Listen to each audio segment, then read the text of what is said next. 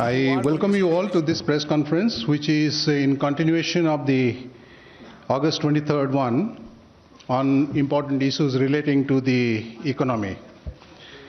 To brief you about it, we have with us Honorable Minister for Finance and Corporate Affairs, Srimati Nirmala Sitharaman ji.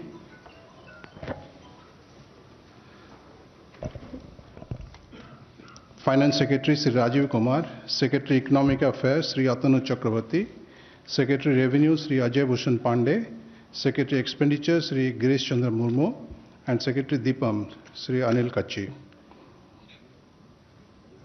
I extend, there is a change, okay. I extend a warm welcome to the honorable dignitaries. Friends, the format will be as it was last time. First, the Finance Minister will make a presentation, and following which we'll take a few questions. Now, may I request the Honorable Minister to give the presentation. Good evening. As was promised, we've come back again to talk to you about some things that we're doing towards making the path clear to reach the $5 trillion economy that has been promised. And in the process, the financial sector and the banks are the topic of today's conversation with you. Before I start on that, I just want to make sure that we are not making the announcements without any follow-up. Since the last announcement, and on those very specific points, how much has developed and what are the kind of things which have happened are the first few slides. So the first few slides don't relate to today's announcement, but more for me to come back to you to say since last Friday, what have we done? So in specific, the several announcements that we've made have already seen, particularly on the interest rate reduction and also for the banks to follow up. You've had quite a few product launches by the public sector banks. And compliance have been issued, the instructions for compliance have all been issued. And on a very transparent way in which we wanted to have the one-time settlements to be done in banks, the checkbox related solutions have all come through.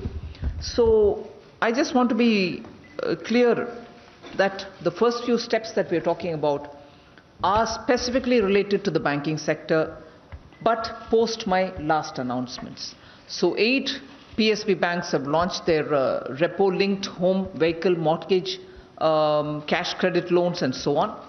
Then instructions, all of which is available in the slide at the back. Instructions have been issued on bringing greater customer ease, time-bound return of loan documents. I did mention to you all last time that within 15 days after the loan has been closed, the documents will be given.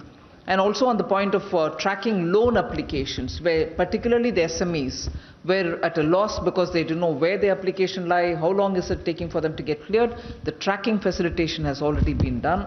So the loan management systems in each of the banks are giving them the very clear information at what level, what stage their applications are. And the one-time settlement, which I did mention, has already seen instructions have been issued. And then particularly for the NBFCs, the support that we had promised, which includes housing finance corporations also, the partial credit guarantee schemes have all been executed. So sanction has begun with the 3,300 crore already given, and about 30,000 crores are in the pipeline. So they're getting them, the liquidity is reaching them, they're settling matters through the NBFCs and in particular for the housing finance corporations. The co-origination is something about which we spoke last time. We said the synergy between the NBFCs, which have the spread and reach, and the public sector banks, which are sitting with the liquidity, because of the co-origination, they should be able to reach out much more. So I can very clearly today claim, post my last Friday's announcement, 4 NBFCs have already found their solutions through the public sector banks, reaching out to them to give the liquidity that they so desire. And more on the pipeline. We'll be talking about it sooner. One thing about the Indian economy, I'd like to give a broad picture, is today as we stand on the 2.6 trillion economy that we are, of which 1.9 trillion is actually the credit in the economy. So approximately about 72%. That shows it as approximate, right?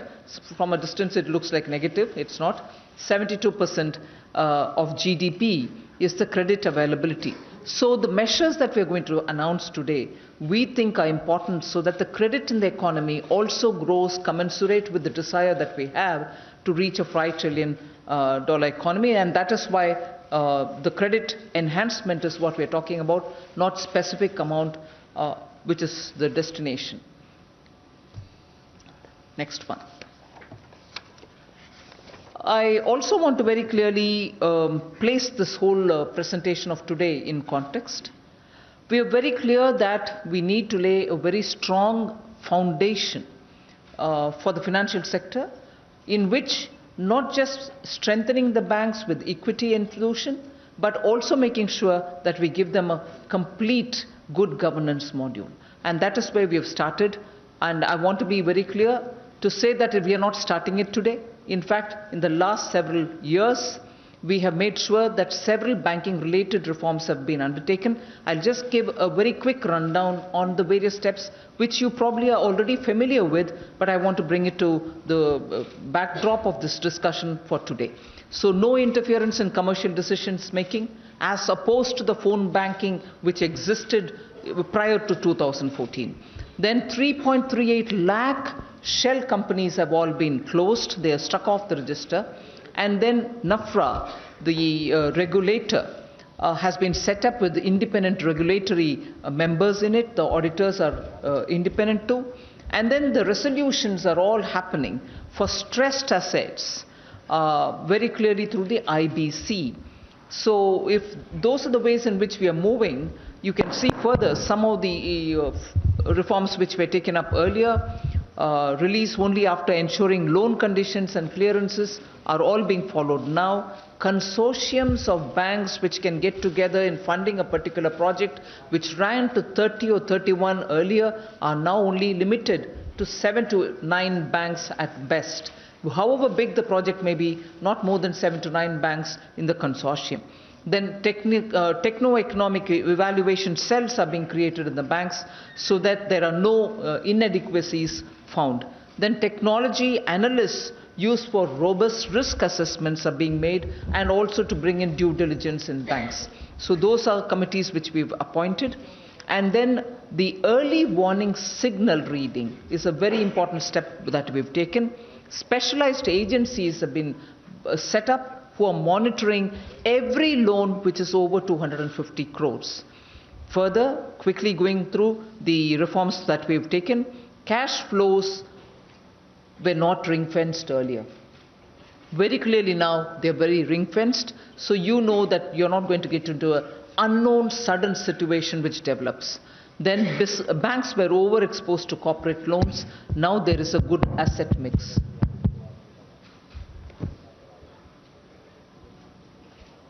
Sorry, is there some reminder being given anywhere?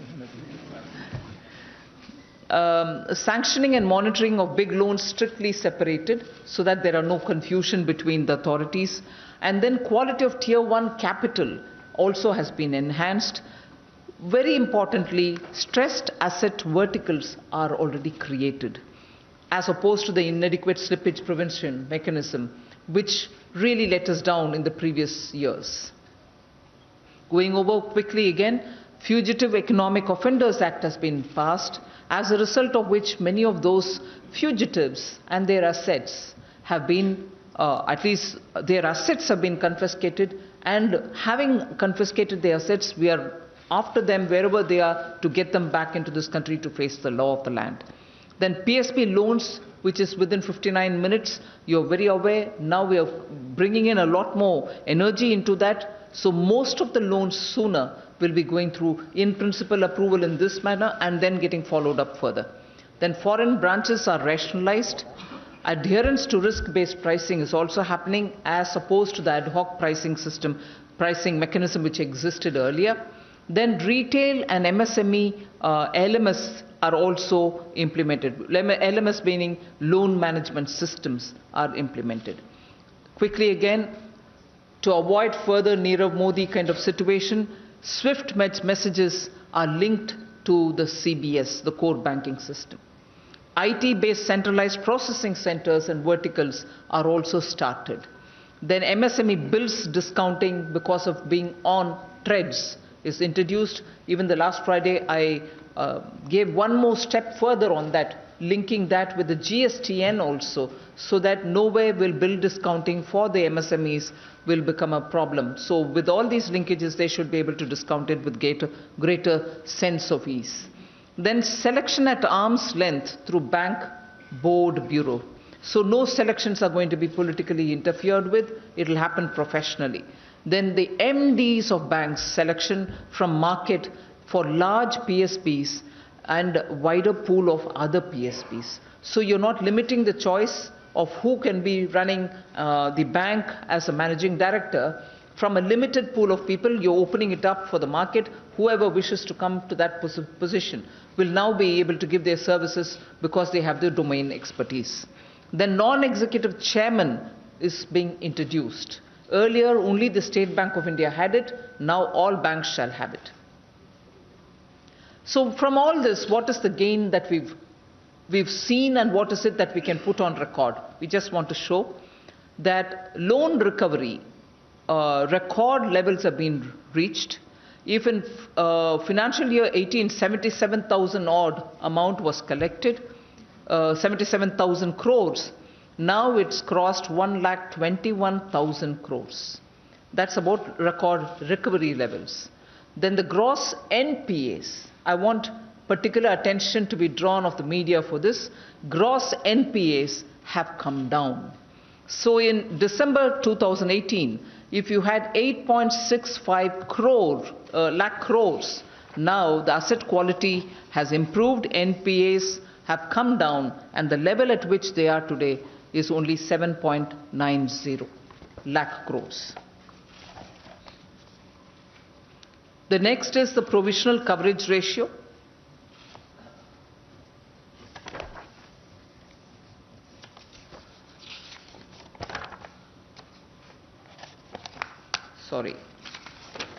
Provisional coverage ratio.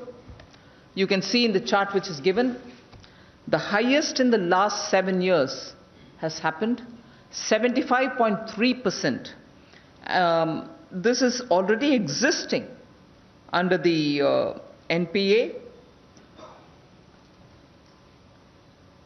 Complementary is provided for, right? So highest level is being provided for by 75.3%. One particular thing I'd like to draw your attention on the gross NPAs is the figures come down from 8.65 lakh crores to 7.90 crores. I make it a point to repeat this because in the recent past I had seen reports which were misleading. I hope this picture clarifies the actuals for you. Enhanced profitability, again very important. Of a total 18 public sector banks, 6 public sector banks alone had enhanced profitability when we were talking about it in the fourth quarter of year ending 19.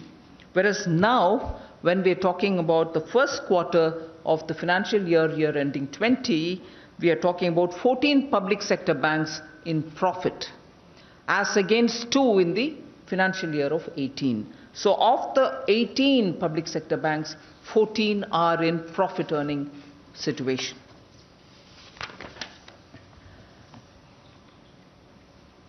I also want to report on what has happened and what has developed post the consolidation of Bank of Baroda, Vijaya Bank and Dena Bank together. So what's the impact of that? What have we gained out of it? I just want to put that before you. We've actually had wide-ranging benefits. Wider offerings and enhanced customization has happened. Operations rationalized much more than before. Verticalization initiated. Very important, just no retrenchment of any staff. Very important again, Admin staffs have been redeployed for business, which means the core function of the business improves, and best practices were replicated everywhere. And when I say this, and I insist saying this, because if there was one feature which was very good in one of the three banks as regards human relation management, that was copied for the rest of them also. Similarly, when all of them came back together, every best practice which prevailed in this bank or that bank or the third bank were all replicated for everybody's benefit. So best practices of each bank has been absorbed for the collective gain. So that's very important there. So significantly in terms of numbers, if you want to say, the CASA growth has been robust post the merger. 6.9% has been increased, and when CASA grows, it's better for the bank because they have more liquidity and they have better credit availability for themselves.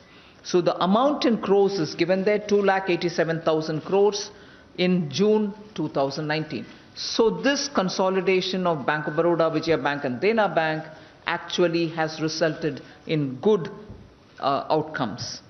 The next is strong retail loan growth. 20.5% increase in retail loan. Between 2018 June till June 19, there is a 20.5% growth. Today, the retail loan growth is 1,12,000 crores. And that is a significant increase from where it was earlier for the scheduled commercial banks. Moving over to the next one, the profitability has enhanced. Now, in quarter 4 of 19, year ending 19, they were in the negative of 7,113. Today, they moved positive. They are at plus 710 in the first quarter end of this financial year. So profitability has also enhanced. What has happened in terms of the potential which got unlocked? As a result of the merger, there's a very clear indication that they're poised for rapid growth and they can raise greater things in the market, and high profit trajectory can be seen whether it is loan growth, whether it is CASA growth, or whether it is in the profitability. End of the day, what is the market thinking about it? You have at least 38 market analysts who have come on to have one unanimous view that the market capitalization post this merger is expected to touch 51,000 by the time it is August 2020, from where it was 35,000 crores. So April 19 to 2020, within 1 year, that's a kind of improvement and outcome which has happened of the first merger that which took place, Bank of Baroda and so on. So having done 2 rounds of consolidation, along with sustained thrust on recognition, recapitalization, resolution, process reform and so on, what is it that we want to do for the next? I've already said the target is $5 trillion economy that we want to reach, a robust banking system that we want, and for which the steps that we want to take is what we want to reveal today before you. So we are trying to build the next gen banks. So unlocking the potential through consolidation. We are going to be talking a lot about consolidation. Big banks with enhanced capacity to increase credit, big economy, you need banks which can sustain that kind of a growth potential.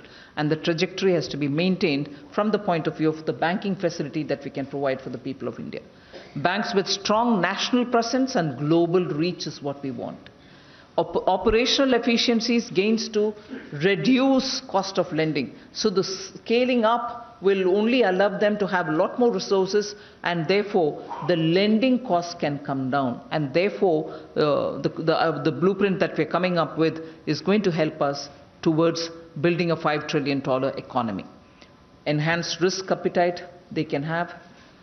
Thrust on next-gen technology for banking. Technology is an important feature. You'll notice that further we talk about, we've given a lot of mind application for ensuring that the fintech that they operate with are all going to be such that no customer disruptions will happen, and enough attention will be taken towards bank and its consolidation. Wider offerings with enhanced customization and better ability to raise resources from the market. So we very quickly give you a complete picture of what kind of consolidation we are going to be doing. The first one, before I start, the large capacity of one bank, the technology-driven capacity of another, and the strong deposit franchise the third has, are all being brought together.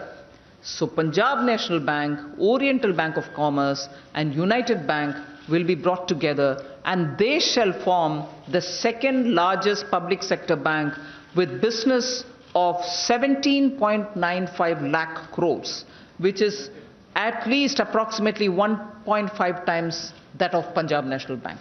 So that will be the first one that we're talking about. The second largest branch network that is available in India will be of theirs, with 11,437 branches. So the first one that we are announcing is Punjab National Bank, Oriental Bank of Commerce, and United Bank. Three together. What will this give us? A high CASA and lending capacity combined in consolidated bank. Large cost reduction potential due to network overlaps. Cost saving and income opportunities for the joint ventures and subsidiaries.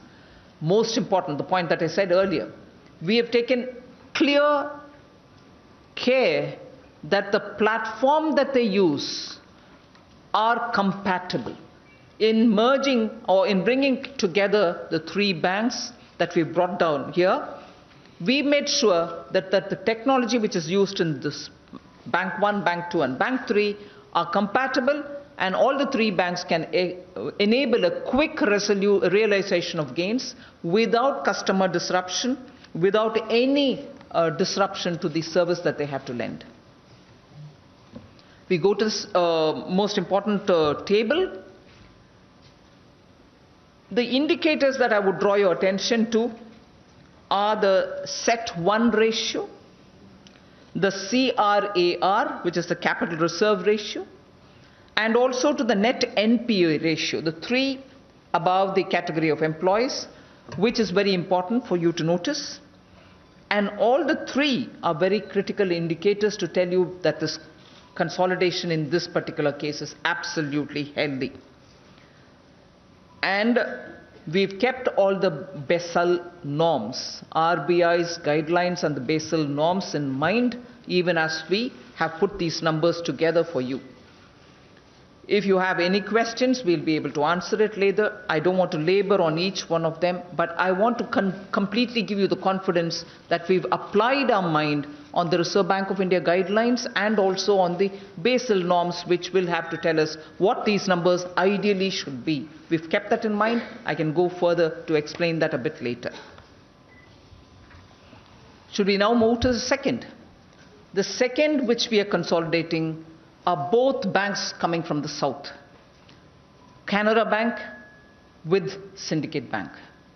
They will be the fourth largest PSB with business of 15.20 lakh crores, which means approximately 1.5 times more than the current size of the Canara Bank itself. Third largest branch network in India, they will hold, with 10,342 branches. Large cost reduction potential exists due to the network overlaps. Similar culture to enable smooth consolidation because they come from the same region. Cost saving and income opportunities for JVs and subsidiaries, and therefore immediate, without disruption, continuation of service for all customers. Again, mind application on the point that they both come under similar compatible financial technology that they use.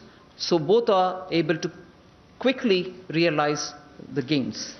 Now the indicators which you will be interested in, again, something which I would want your attention to be drawn on: CET1 ratio, net NPA ratio, and also the capital requirement, adequacy requirement ratio, all of which are given here and absolutely tick marked from the point of view of Basel norms and also from Reserve Bank of India guidelines.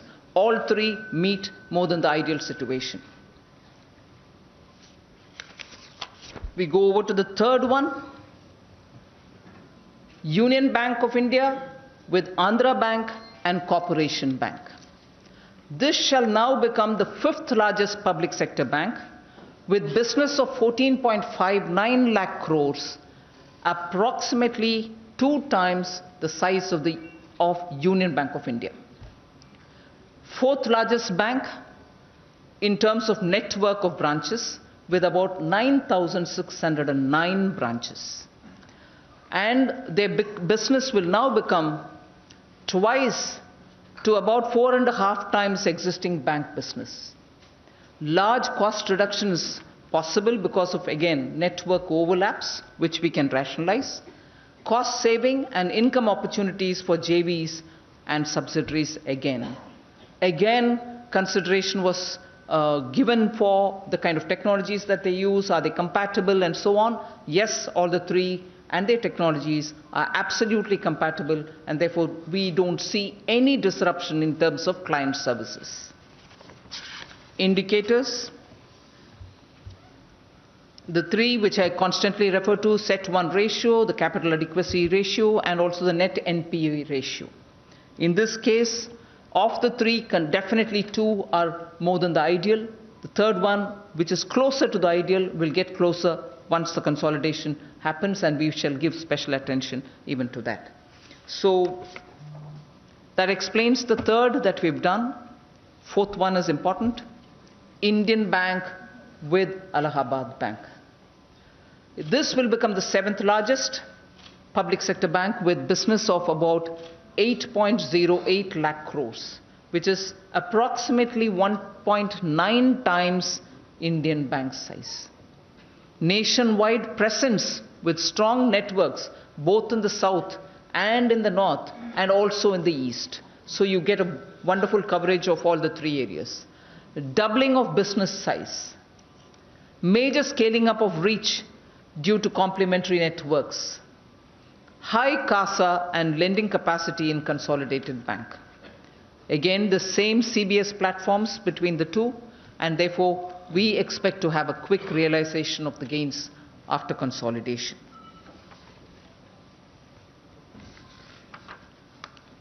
The indicators, very clearly, all three are very clearly above board, very much above the ideal that we have. So it's worth noting that the strength is only getting consolidated of these two banks. So with all this said, we have very clearly explained what are the things that we're doing towards bank and consolidation. I want you to particularly give attention to this particular table. So what is it that you're going to have? The anchor bank will be Punjab National Bank in the first merger that I announced, where the amalgamating banks are Oriental Bank of Commerce, United Bank of India. Business size is 17.94 lakhs.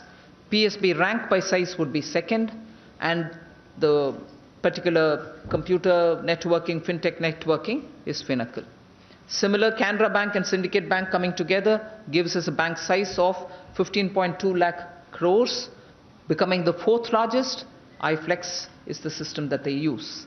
Union Bank of India, together with Andhra Bank and Corporation Bank, will become the 5th largest of the banks, public sector banks, with 14.59 lakh crores for their business size. Then Indian Bank with Allahabad Bank reaches the business size of 8.08 lakh crores, will be the 7th largest bank. So we had already talked about SBI amalgamated earlier, Bank of Baroda amalgamated earlier. So the consolidated PSBs for strong national presence and global reach, one of the objectives with which we went about this consolidation plan. So 82% of all PSB business will be with these banks. 56% of all commercial bank business will be with them. We shall continue with 2 banks which will have national presence. And they are Bank of India with 9.3 lakh crores of business size. Central Bank of India, 4.68 lakh crores, will continue as Central Bank of India. So 2 of those banks continue to be with national presence, and they continue to flourish in those. With all our support, we'll extend everything else. To strengthen the regional presence, some of these banks continue to have their dominance in regional areas, and they shall continue to be where they are. Indian Overseas Bank will continue their presence largely in South with 3.75 lakh crores. UCO Bank, with their presence in the East, will continue with 3.17 lakh crores presence. Bank of Maharashtra in the West will continue as it is with 2.34 lakh crores as their business, and Punjab and Sindh Bank in the North, particularly in Punjab area, will continue with 1.71 lakh crores as their presence is very solid. Now, this is something which is a tally which you need to notice. In 2017, when there were 27 public sector banks, today, after today's announcement, this comes down to 12 only. So 12 solidly present, well consolidated, energized, adequately capital endowed banks will now operate to target our 5 trillion economy and give the necessary support for the banking facilities which is so required by our customers today.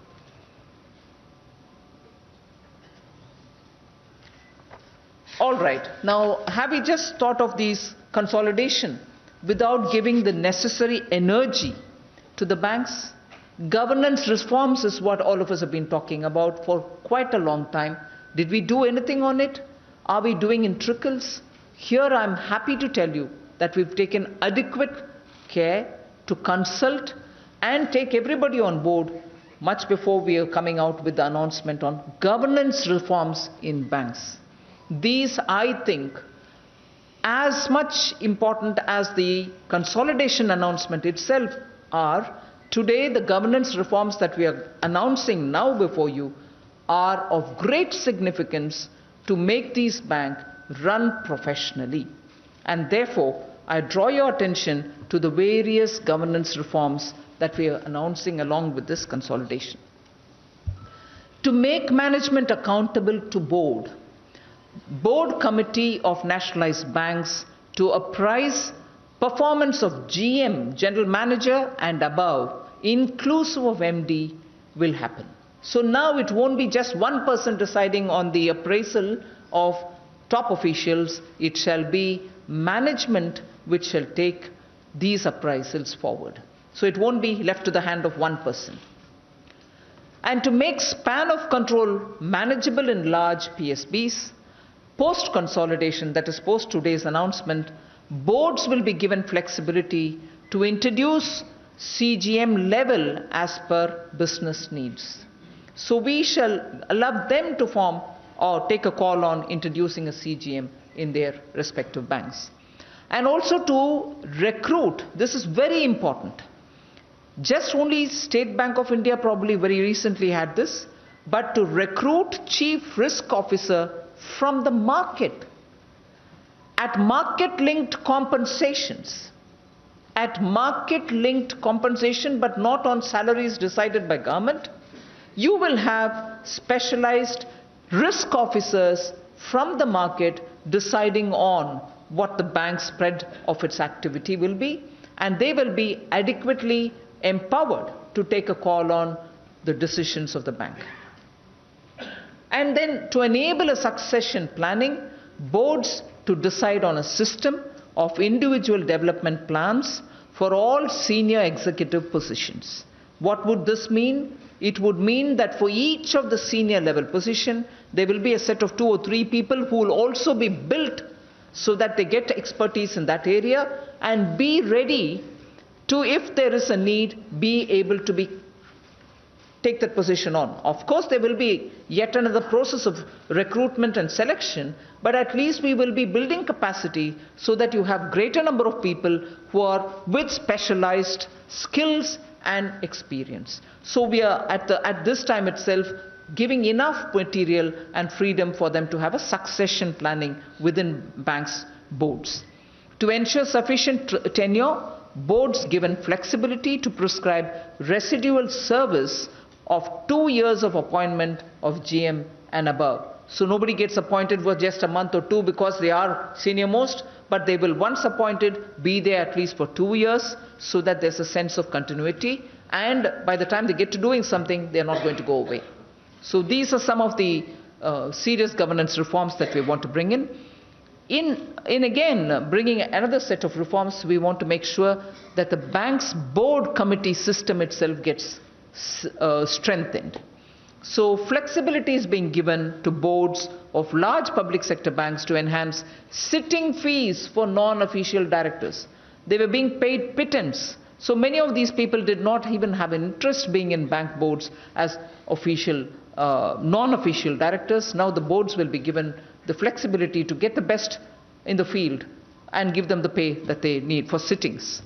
For better board committee functioning, boards given mandate to reduce or to rationalize board committees. In some cases there are very many, in some there aren't as many, so they will be given the complete power to decide what the size should be ideally for them. And for risk management committee, we are giving the mandate to fix accountability, which is what is the main problem. For compliance of risk appetite framework, that is where we are also getting somebody from the market with adequate remuneration, and they will be given enough veto power to take a decision or to veto a decision from being taken. Longer term for directors on management committee boards, because most often, as I said earlier, they spend a short period. By the time they can effectively understand and do something, they're gone. So we are giving them longer term.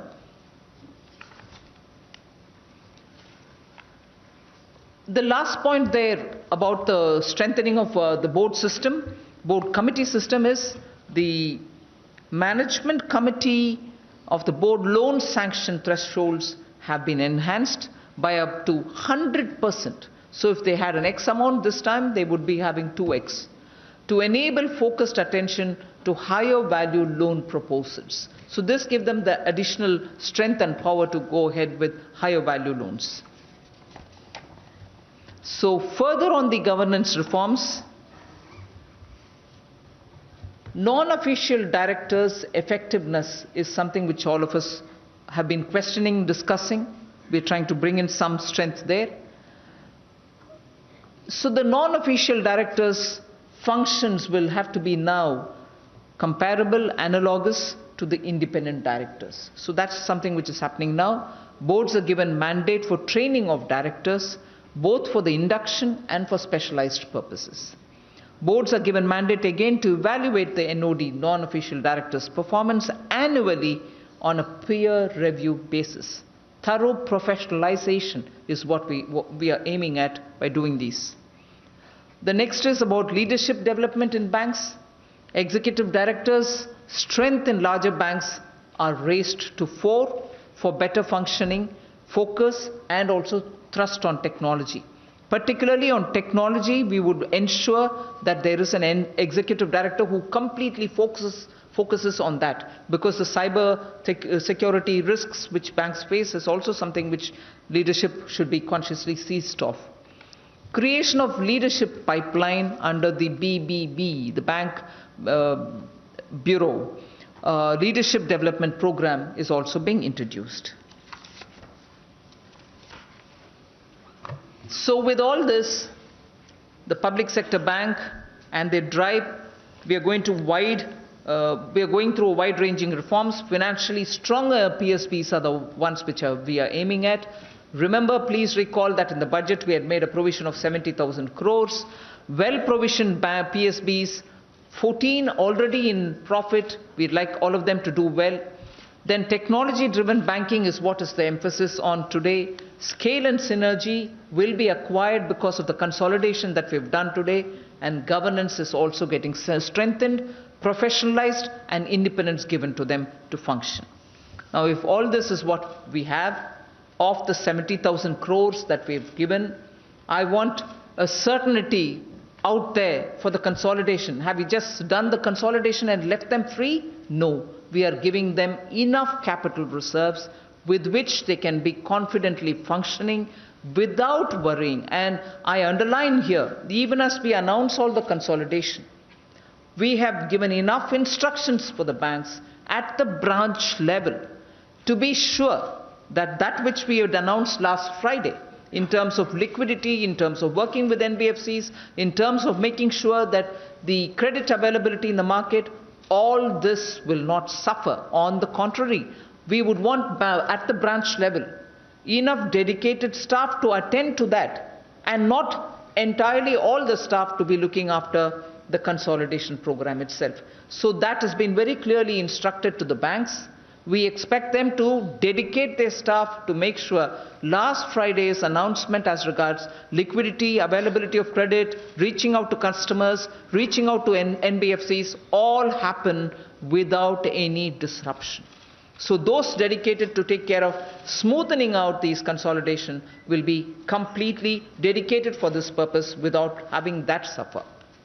So a rough, absolutely approximated number of what we would like to infuse with these banks. Punjab National Bank will get something around 16,000 crores. I just want one rider, one clause to be put here. These are approximate amounts.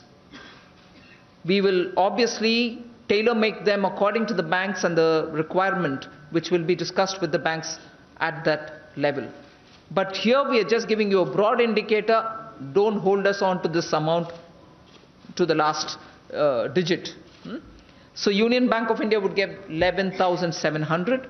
Bank of Baroda will get 7,000. Although that was an earlier tranche of consolidation, we still support them. Canara Bank gets 6,500. Approximately all of them. Indian Bank 2,500. Now, does that mean we forget those which are existing in the regions? Not at all. Indian Overseas Bank, we think about 3,800 crores. Central Bank of India, 3,300 crores. UCO Bank, 2,100 crores. And United Bank of India, 1,600 crores. And Punjab and Sindh Bank, 750 crores. Now, these are not to take care of just the consolidation related work, most of which is already provided for. This is aimed at growth. This is aimed at reaching out to the market, reaching out to the customers for growth purposes. So these are amounts which are being given and provided to these banks which are getting consolidated to aim at growth and growth only. So consolidation is not being enabled through this, but these are growth driven. So I think we've given you a broad picture of what we wanted to announce today. We want strong financial system, and I suppose now I'll leave it to you all to